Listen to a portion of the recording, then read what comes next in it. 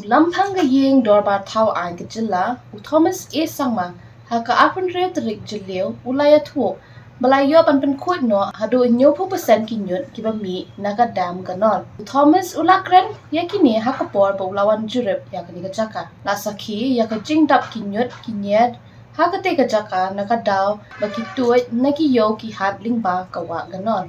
Dang shen hakajing persang man pindunai kajing shakta kamaryang naga jing shle ki japo ha Ganol dam site naga liang ki bor bedekmi lashin yakasin jam man Pnnkhuid no yakani kadam. Kumbah rubusan wud kinong train na kikinhon paper pakantup ya ka municipality board, SRDF, block staff, bat ki project staff na dam site kilaya shimbenta shitrahem ha kaniga Pnnkhuid. Standing behind me, you can see the Ganol hydropower project dam intake site where all the debris from the marketplaces, the picnic spots have accumulated and blocked the intake area, and it has been causing much concern to the power department and also the district administration. Even more than 60% of the debris are still left, and it will take another maybe a week or so to clear the debris.